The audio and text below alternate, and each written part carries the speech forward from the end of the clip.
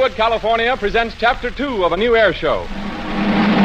The star of the show, Jean Hersholt, in his greatest of all roles.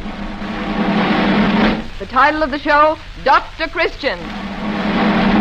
The sponsor of the show, the Cheeseborough Manufacturing Company, owners of the trademark Vaseline.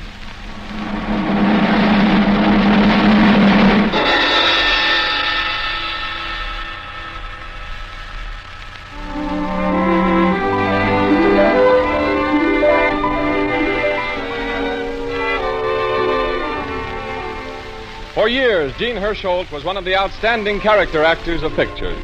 Then came the day that he was assigned to the part of the country doctor in the 20th Century Fox production of that name. And Jean Hersholt became one of the foremost stars of Hollywood.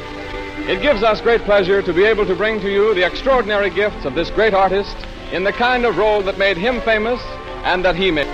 As Paul Christian, the doctor of River's End, Jean Hersholt has in store for you many hours of absorbing, heartwarming drama to high-spot your Sunday afternoons this winter. We take you now, without further delay, to the doctor's office, where the irrepressible Judy Price, his secretary, is typing a letter. Dr. Christian is just returning from his morning calls. Any phone calls while I was out, Judy? Mrs. Ross, she said you got the medicine okay. That's fine. And Charlotte Dixon, she's coming over to see you. Oh, did you read what it said about her in the Enterprise this morning? No, I haven't had a chance to look at the paper. Well, listen to this. Local poetess wins acclaim. Mrs. Steve Dixon, whose verses have appeared from time to time in the Enterprise, has received national recognition with her poem, Penelope, which appears in the current issue of the New Arts magazine. Well, how nice. According to the editor of the New Arts magazine, Mrs. Dixon strikes a new and unique note in American poetry. There's part of the poem printed here, too. Listen to this and tell me if it gives you a lift. Penelope with tear-dimmed eyes watches the mocking sea. No sail appears, bringing her loved one back. A gray expanse, as empty as her heart.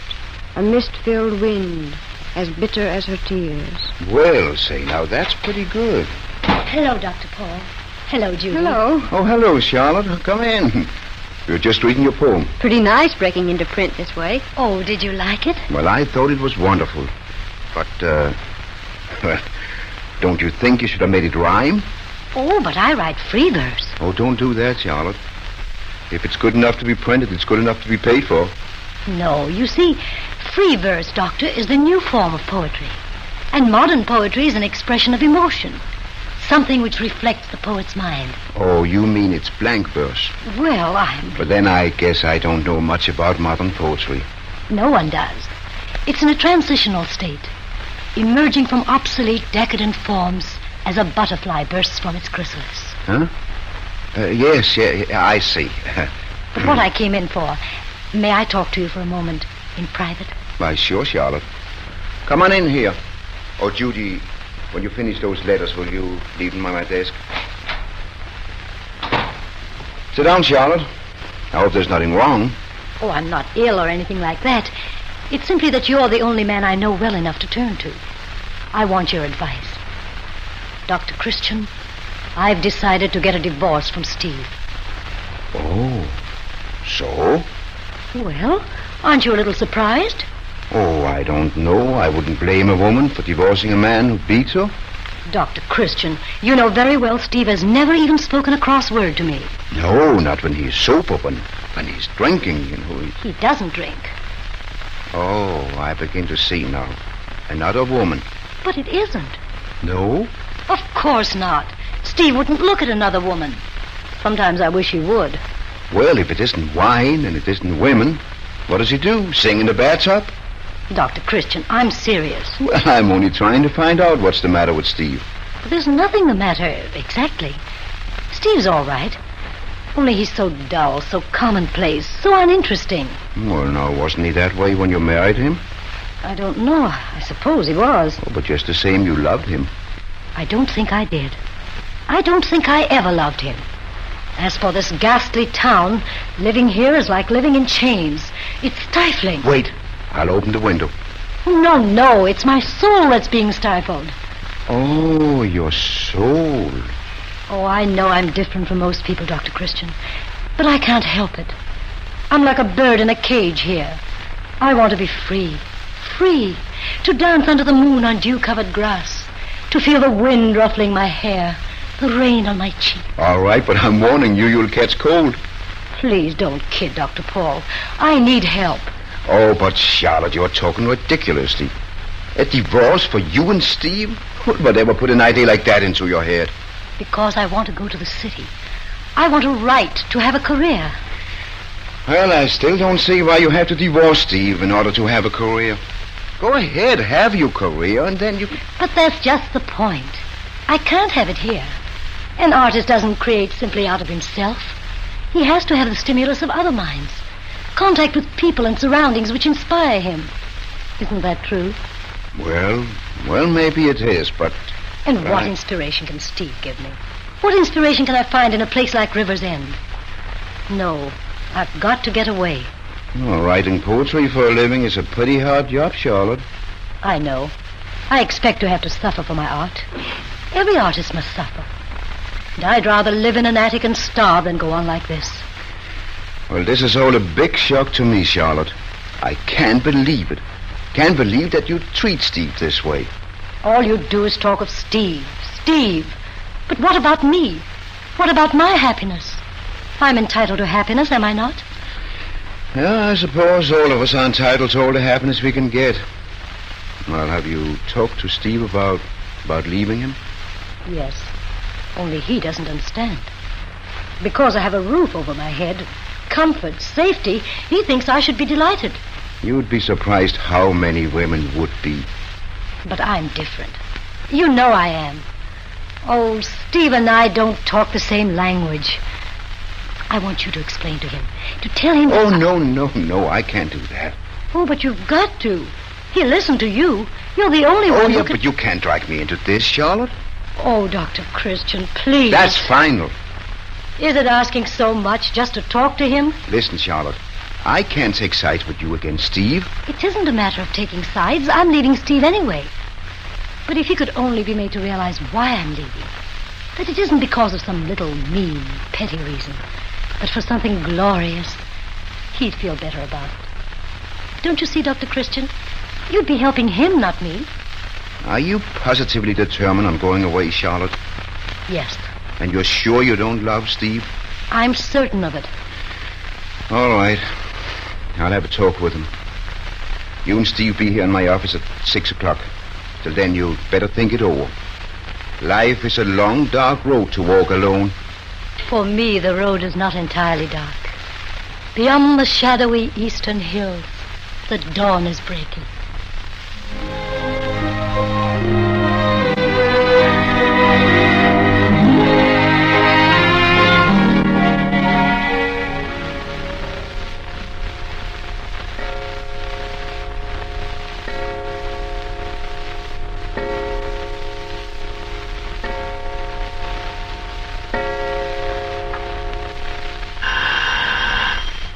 Just a minute. Oh, come in, Steve. Hello, Steve. Hello. Oh, sit down, won't you? Thanks, Doc. I guess you know why I asked you to drop in. Charlotte has told you that she wants to get a... Oh, Doc, that's silly. I don't get what it's all about. If I've done something... I've told you you haven't. No. Neither of you has done anything except to be born human beings with emotions and feelings that don't always behave the way you'd like them to behave. But if she's sore at me, there must be... Now, look, Charlotte. Is it because I play pool on Wednesday evenings? If it is, I'll give it up. I don't think that you... Don't be absurd. Well, then... It's simply that we're not spiritually mated, Steve.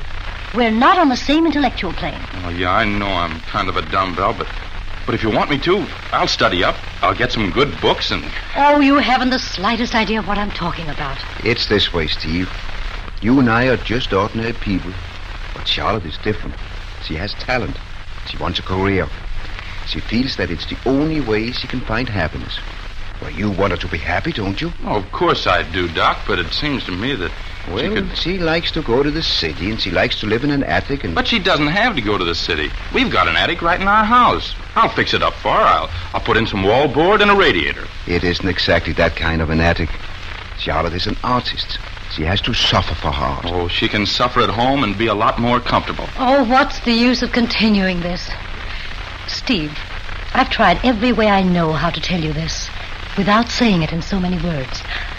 I didn't want to hurt you, but I'm afraid I'll have to. I just don't have any feeling left at all for you. Oh, now, honey. Don't touch me, please. But, Charlotte, won't you tell me what the trouble is? I just told you. I don't love you. Why? Why? There must be a reason. Love doesn't go by reason. You can't argue with your heart. I don't, that's all. Well, yes, I get it now.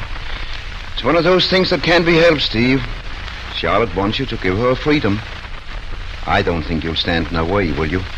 No, it's all right, Doc. I won't stand in her way. I think it would be a good idea for Charlotte to see a lawyer. You know, not here, but in the city where it can be handled quietly. I'll go tomorrow. And Steve, you...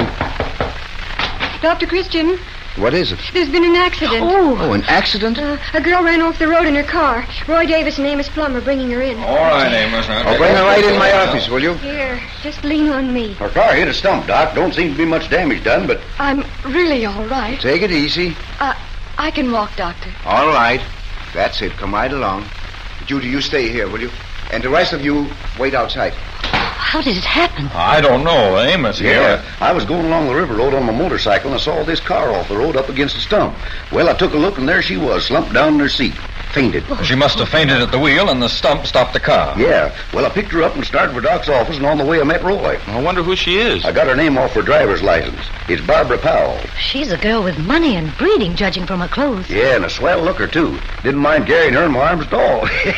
Did you leave her car there? I had to. It'll be all right. She must have been driving through to the city. A person like her certainly wouldn't find anything in this town to stop for. Except a stump, maybe. Just a little shaken up, that's all. Well, you're mighty lucky that it wasn't worse. I guess I am, Doctor. And this fainting spell, you say you never had one before? No, never. How long are you going to stay in River's End? Oh, I'd planned to stay for several weeks. It's such a beautiful town. Good. Well, then I would suggest that you drop in and see me in a day or two. And don't try to drive your car anymore this evening. Constable Plum here will take you to where you're going. Say, I'm sorry, Doc, but I just got my motorcycle. And I left my jalopy home in the garage. Oh, well, what about you, Steve? Your car's right outside, isn't it? Couldn't you see the young lady to her friends? Doc, I'll take her. Well, thank you, all of you. I'm sorry I've caused so much trouble. No trouble at all, Miss Powell. Well, good night, Doc. Night, Doc. Good night, and thank you again. Good night, and try to keep out of smash-ups. I will. I'll come back for you, Charlotte. You needn't. I know the way home. Oh, Charlotte. Hey, Steve, you coming? Yeah, I'm coming. Well, Charlotte, it's all settled now. You'll soon be free. Happy? Wonderfully happy. Now at last I can begin to live. I hope you didn't mind me asking Steve to try Miss Powell. Why should I mind? I'm sorry for her, that's all. He'll bore her to death.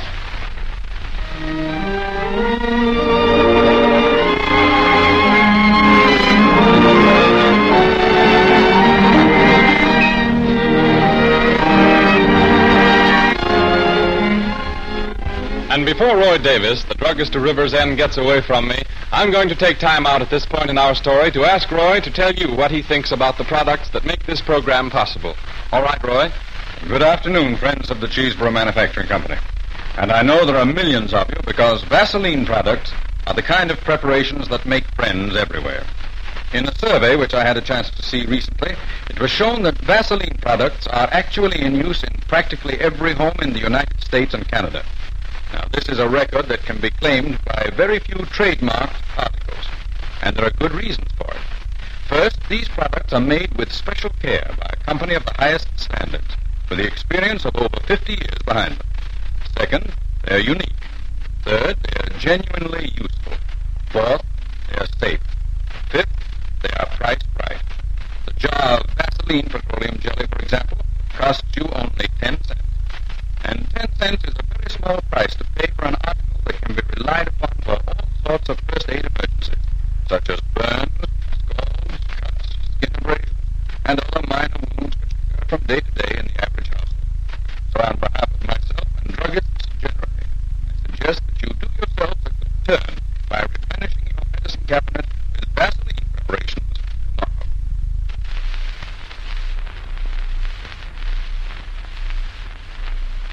Thank you, Roy Davis.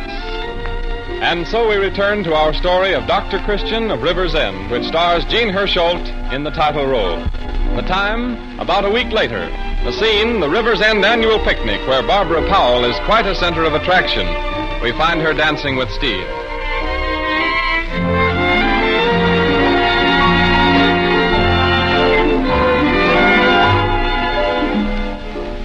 I suppose this is a pretty tame affair for you, Miss Powell. Tame? Why? Oh, I don't know.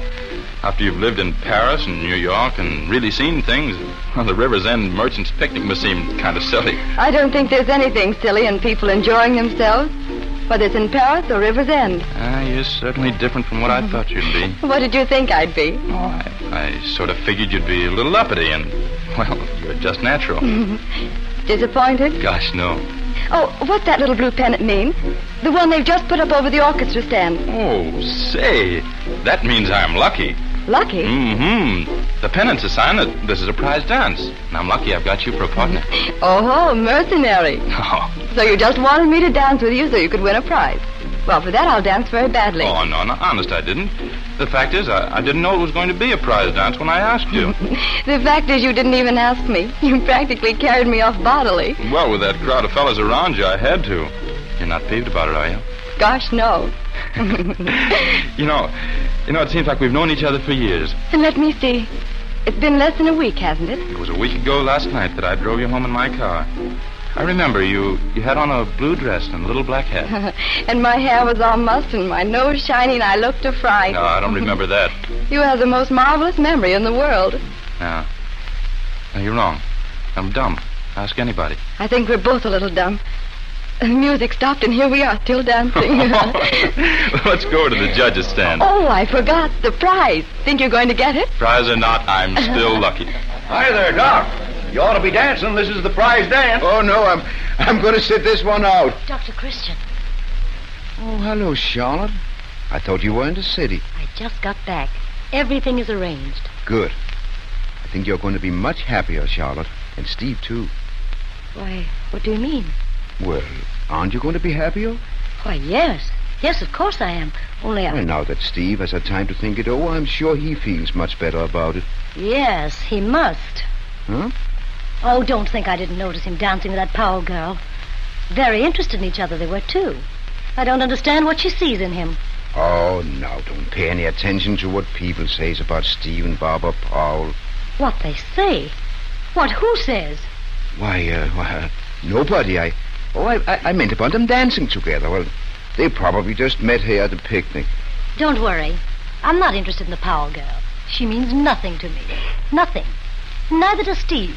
If he wants to make a fool of himself, he can go right ahead.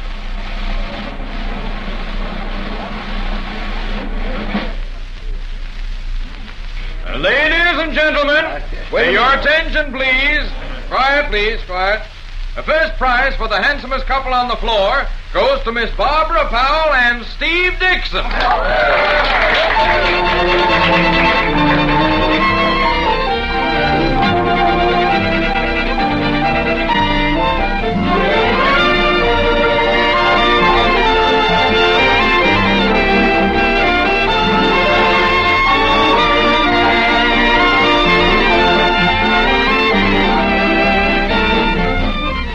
And right here, may I say that no small part of Miss Barbara Powell's charm is her brown, curly head, every hair of which shines with a luster of natural health. Crisp, vital hair grows only on scalps that are both clean and healthy. If you are having trouble with your hair, try this health-giving treatment. Each time before you shampoo your hair, give the scalp a thorough massage with Vaseline Hair Tonic. Part the hair lock by lock and apply the tonic directly to the scalp with a bit of cotton. Then use a rotary motion of the fingertips like that you use in creaming your face. The scalp will loosen up, begin to tingle, grow pink with the friction and the increased flow of blood to the hair roots. After the massage, shampoo your hair as usual. And for a final grooming, apply a tiny bit of Vaseline Hair Tonic, either with the palms of the hands or an atomizer. Stage beauties are among our most regular customers. Every girl is taught as part of her training in makeup to spray Vaseline Hair Tonic on her hair to give it that halo look under the lights. Try it yourself next time you go to a dance. Vaseline Hair Tonic comes in two sizes at 40 and 70 cents and can be purchased in any drugstore.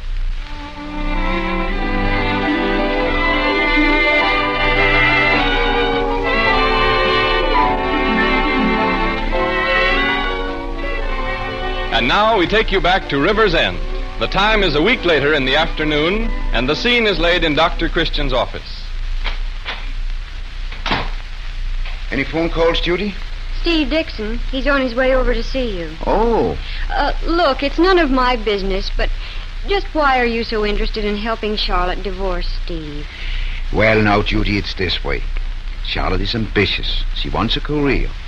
She wants to go to the city and start writing. She'll start writing soon enough. Writing home for money. Oh, you're mistaken, Judy. Charlotte has talent. Who says so? She does. She has something down deep inside her that burns and throbs. That isn't talent. That's heartburn. Oh, no, you take this too lightly. Charlotte is willing to make a big sacrifice for her career. Charlotte's always willing to make a big sacrifice, as long as she sacrifices someone else. What she needs is a good spanking. Oh, it won't be all roses for her. She's going to be hurt, too. Yes, but not in the right place. I went to school with Charlotte, and she's not the Dr. Christian, I've got to see you. Speak of the etc., etc. Why, of course, Charlotte. Judy, I'll be busy for a moment. Come in my office, Charlotte. Close the door, please. All right. Charlotte, what are you so excited about? Nothing's going wrong with the divorce? I don't want a divorce. What? What's that? You don't... It's all been a mistake. A terrible mistake. I've been thinking it over. Well, now, here. You're letting your emotions run away with you. Well, I'm surprised. You're not an emotional type. You're intellectual. What's happened?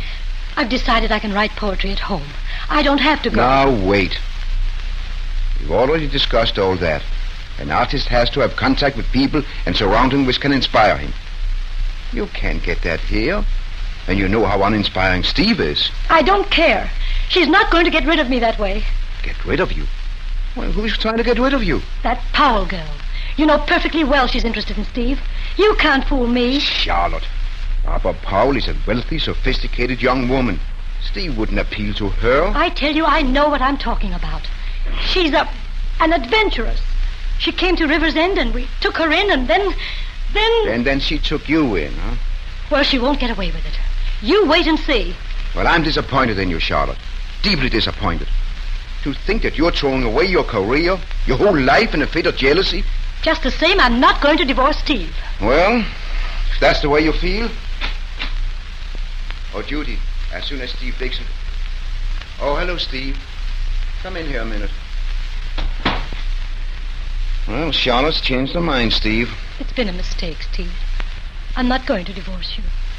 I want you to come home. Well, I don't know about that, Charlotte. You don't know. You see, I've made other plans. Oh, you can't be in love with that Barbara Powell. You just can't. There's no reason. Love doesn't go by reason, Charlotte. You can't argue with your heart. Oh. Now, please, Charlotte, you mustn't. I don't... Well, what I want to say is... Yes, Charlotte. Steve doesn't want to hurt you, but you know he might be as tired of you as you are of him. I don't care if he is. She's not going to have him. I won't let him go. Now, hold on. That isn't fair. What about his happiness? He's entitled to happiness the same as you are, or anyone else. Are you going to stand in his way? Yes, I am. Well, I've tried to help you, and this is the way it turns out. Oh, I know. It was all my fault. You wrote a poem once about Penelope. So I suppose you know the story of Penelope. She let her husband go away from her, and she had a hard time getting him back. Well, I wish you luck. Oh, Steve, you understand, don't you? Sure. I was a long time getting it till you told me in words of one syllable. But now I understand perfectly. You don't love me. Oh, but when I said that, I'm hoping that now I've found someone who does. And what's more, she doesn't care much for poetry. Oh, how can you treat me this way? And she likes River's End. In fact, she's crazy about it. It doesn't stifle her at all. And she thinks the people here are swell. Oh, Steve, if you'll only give me another chance. I'm sorry, Charlotte, but from now on, I'm going my own way, along my own road. Yes, it's like I've read somewhere.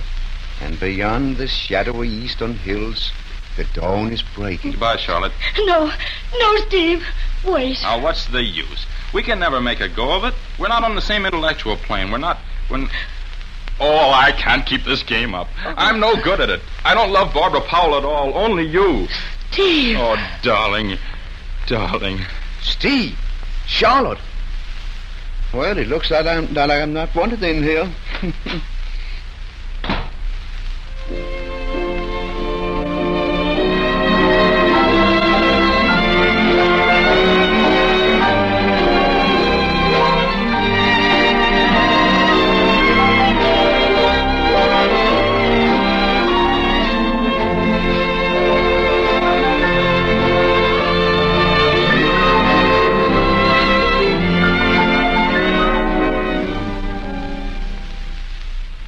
And did you notice the way they went out of here? Like a pair of cooing doves. I told you not to try to help Charlotte. Oh, well... Charlotte didn't want a divorce in the first place. All she wanted was a chance to dramatize herself.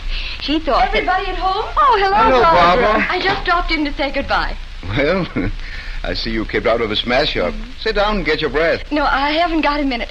I'm driving back to town, and I want to get there before dark. Oh, it's too bad you're going. It's been nice having you with us. And I've had loads of fun. I'm glad you sent for me. What? Do I qualify as siren number 1, Dr. Paul? You go to the head of the class. You've no idea what a hard time I had getting Steve Dixon to take me to that picnic and keeping him with me when he saw Charlotte was there. And you have no idea what a hard time I had getting him to put up at Little Bluff this afternoon. Say, what is this anyway? Well, I left my motor running, so goodbye. Goodbye. Goodbye, Barbara. And thanks. I'd say try won't see us again sometime. I will. So, you sent for her, Well, And this whole business about Steve falling for her was a frame-up, simply to give Charlotte something to think about. Oh, now, I wouldn't exactly call it a frame-up. I only... Dr. Christian, you're a faker. Now, I understand that, Judy. I'm a scientist, and I've just discovered a remarkable anatomical fact. What fact? That there's more than one place where you can spank a person.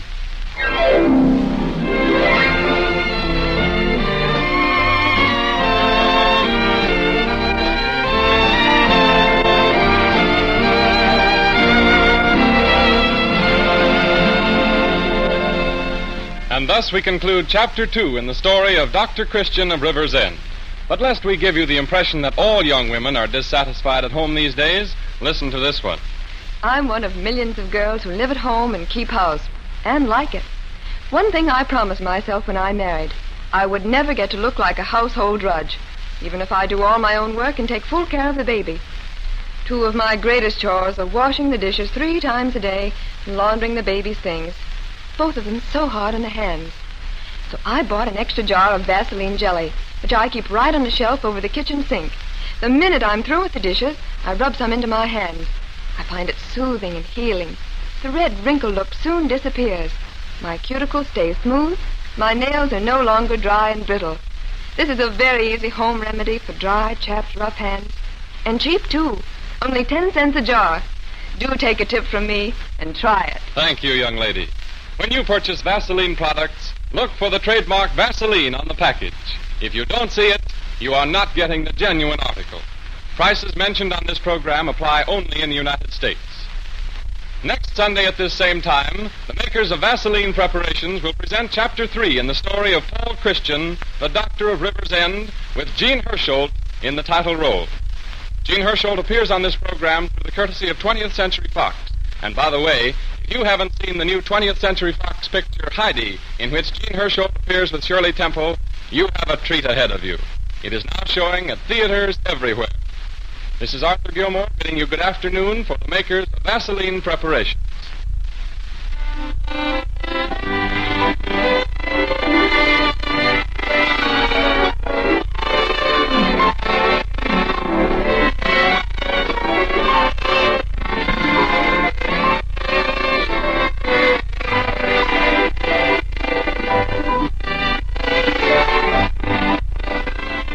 This is Columbia Broadcast